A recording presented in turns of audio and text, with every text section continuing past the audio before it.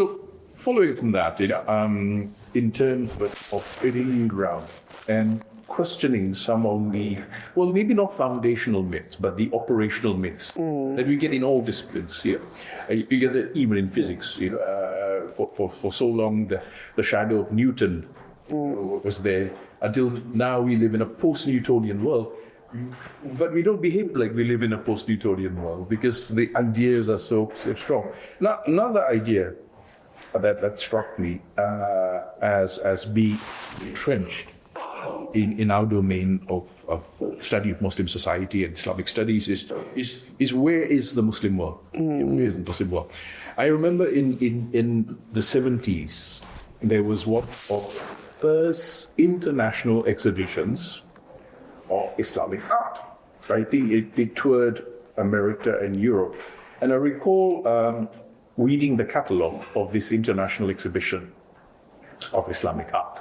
And there was a map of the Muslim world. And the Muslim world in the 70s begins in Morocco and ends in Pakistan. And it doesn't go any further. Right? Interesting, yeah. And in the 70s, Indonesia was the most populous Muslim country in the world. And it's not on the map. Malaysia is not on the map. Brunei is not on the map. China is not on the map. Right? So I think, going back to your point about the need for us to push the boundaries, as you know, for the longest time, the study of Islam was the study of Arabs, especially in the West.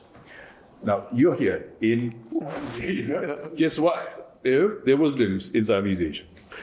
What brought you to Indonesia, and do you think it was important for you to come to this part of the world, to see, as you say, another facet of this very rich and complex thing called the Muslim world? Yeah, thank you very much for the question. There's a very practical response to that, but there's a deeper one. The very practical one is that I have a sabbatical this year, and I just finished my last major project, which was on Egypt, and the book is coming out in English these days with Columbia University Press, Twilight of the Saints, for those of you who might be interested.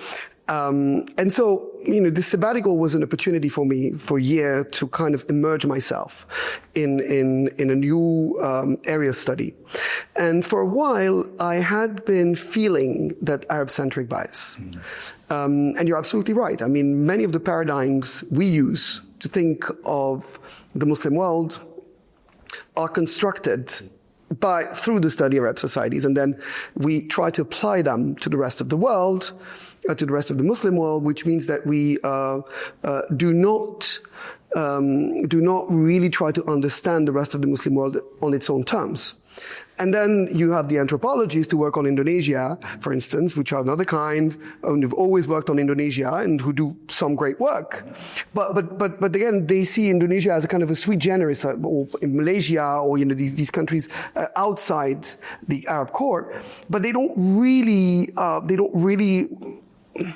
understand the types of relationships those countries have with the Arab world, and they do not really care either, right? They're just studying the objects of study for what it is, and without having in mind these types of interactions and connections. So my idea here was to try to overcome for myself this bias.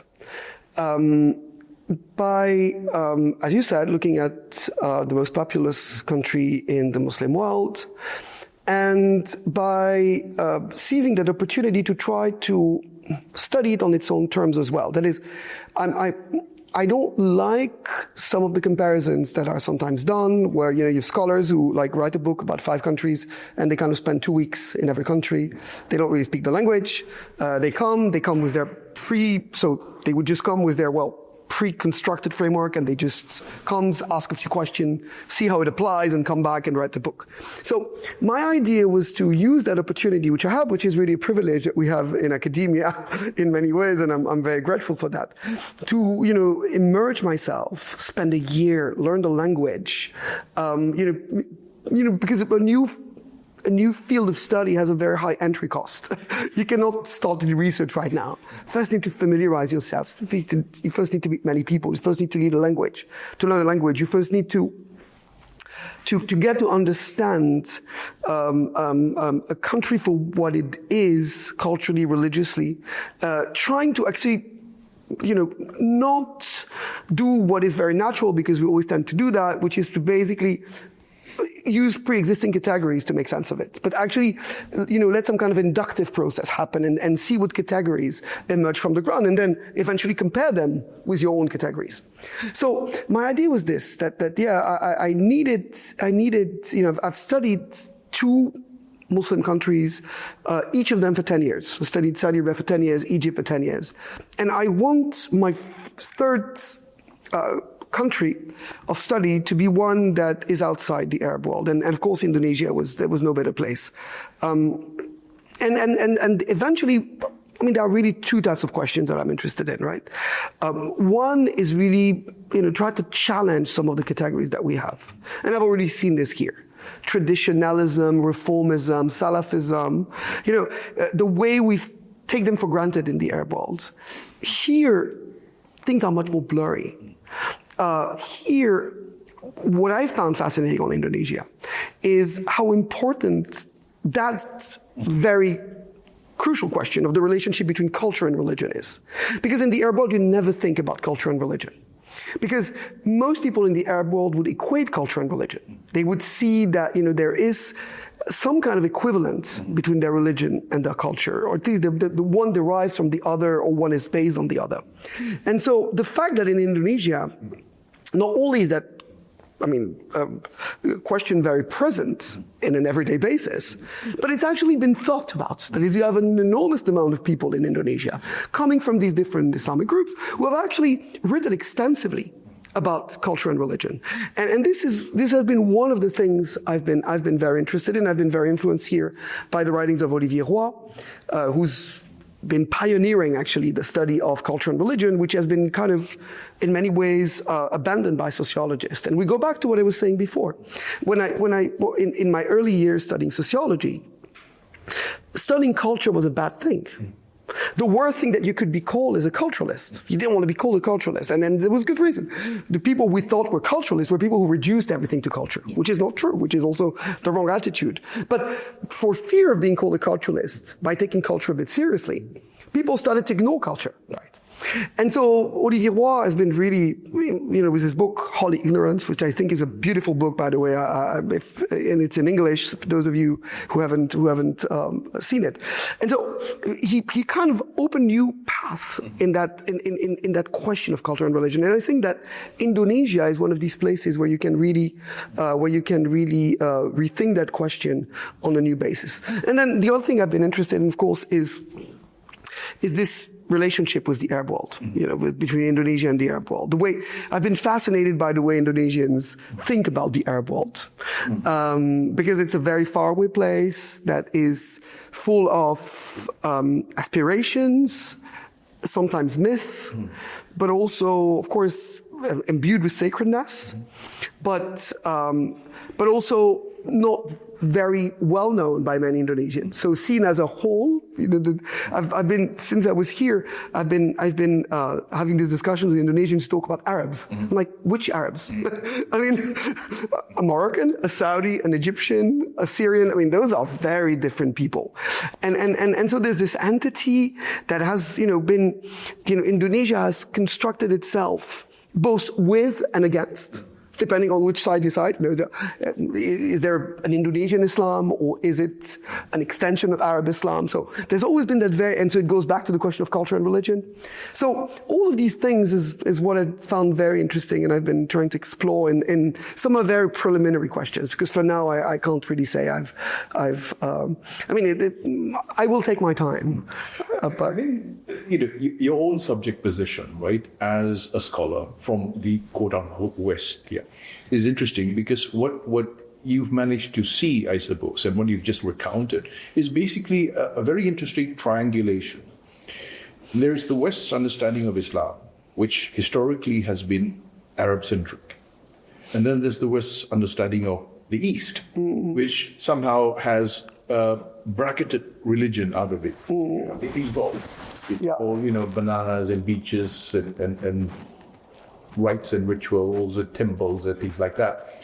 Then, of course, you have... And Indonesia's Bali to that. Exactly, and then, of course, you have the Arab understanding of the West, which was always predicated on a kind of oppositional dialectic, friend and enemy. The oppressors, but we can learn from them. We have to resist, but we can also become like them. We have that. And then there's the Arab world's perception of the East, which is, well, yes, they are Muslims like us too, but somehow they're not quite because they're culturally different. And then you have East Asians, Southeast Asians, understanding of both the West and the Arab world, right?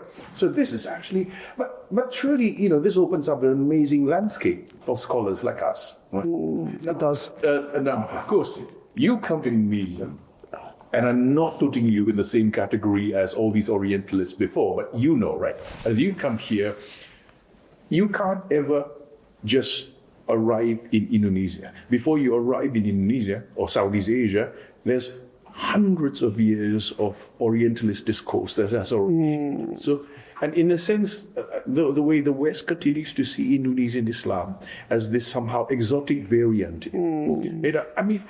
And it lingers until today. It lingers until today. And somehow, Southeast Asian or East Asian Muslims are somewhat peculiar. They're not quite. They are a bit different. How do you deal with that? How do you deal with these biases that are not only social but also academic? It's built into the discipline itself already by now. How do you deal with that? Yeah, it's built into the discipline. I mean, those are in the popular imagination. I think you're absolutely right.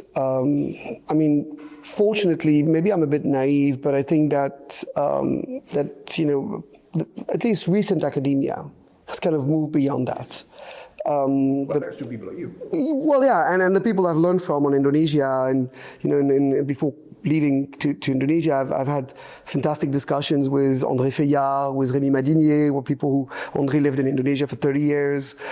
She wrote a number of, I think, very influential books, including known to Indonesians because she was translated, and so did Rémi. So I think, fortunately, the new generation is kind of, I would hope, again, and maybe I think we always need to fight against biases because they have a tendency to come back, right? And so we need to constantly be aware of the possibility of biases coming back. But yeah, I feel that the history is there. I feel that, of course, in interactions, you always carry with you that history. It was the same thing when I worked on the Arab world, and that's why research takes time. And the only response to this is time. That is spending time to get to know things, to get to know people, to get people to understand that you're actually being serious. Don't just come to you're staying for 3 weeks because you already know what you're going to prove. That is to confirm some of these biases. You just want a bit of data here and there, just to go back and then. That's like Todorov talking about Columbus going to America. He already knows what he's going to find, so he doesn't need to talk to the natives. He doesn't need to. I know what you are, right? But you've been here for a year. What for you would be some of the most striking things and that you encountered in your discussions with Indonesian Muslim intellectuals and activists? Okay, there's many which I have found, extremely, extremely interesting. I think we mentioned before that question of culture and religion and how it is thought of here. And the question of, because that's been the foundational debate in Indonesia, for what I understand, right? I mean, if you see the birth of Islamic organizations in the 20th century in Indonesia, this is the central question from the very beginning. So what do we do with culture? Is it Islamicizable? Yeah. And on which conditions? Or should we reject it? If we reject it, should we reject it completely, that is, try to abolish it?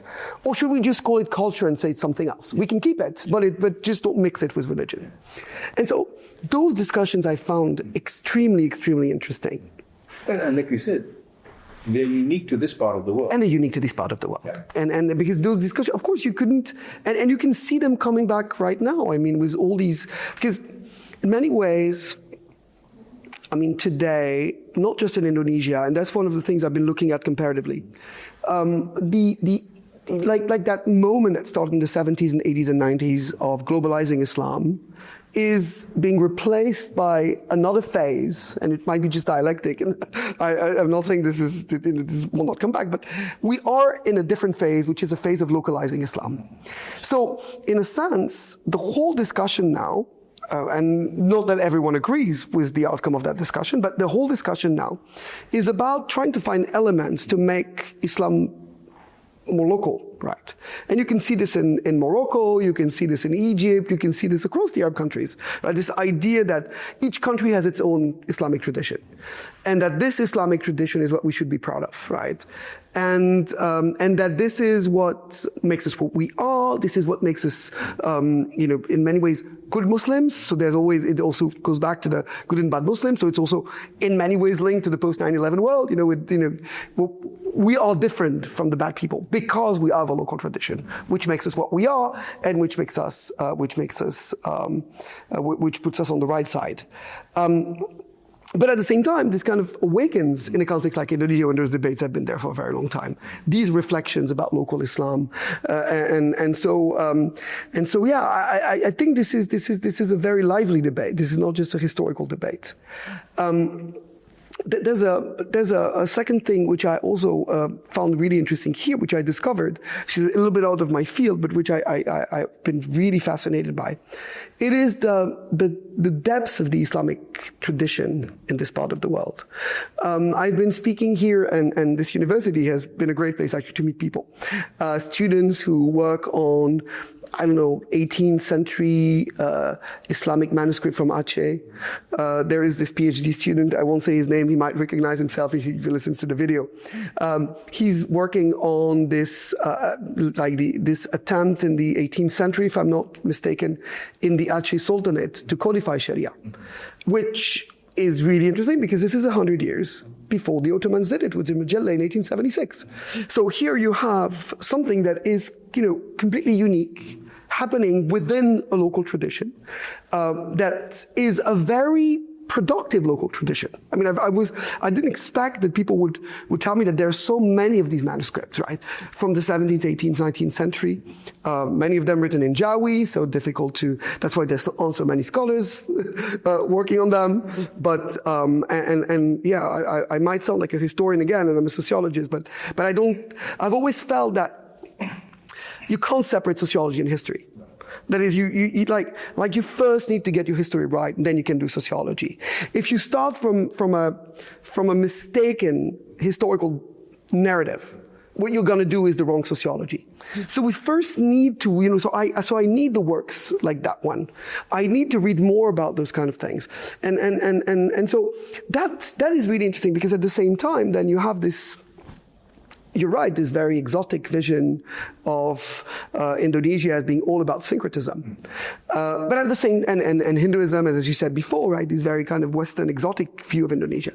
And at the same time, you have a very strong and strongly rooted Islamic tradition that goes a long way back, extremely productive in terms of writing, very connected to certain parts of the Muslim world, and certain parts are very interesting. Yemen, the city of Mecca and Medina. So, one part, not all the parts. So, some influences, but not influences coming from the whole Arab world. That also determines which kind of influences Indonesia is going to get. So.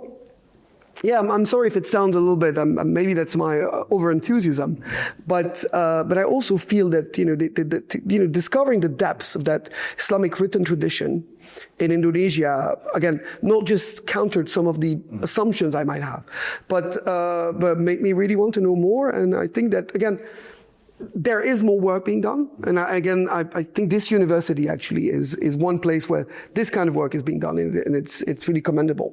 But I think there's still a lot more to do, and again, and from that basis, then I can do my sociology the way I want.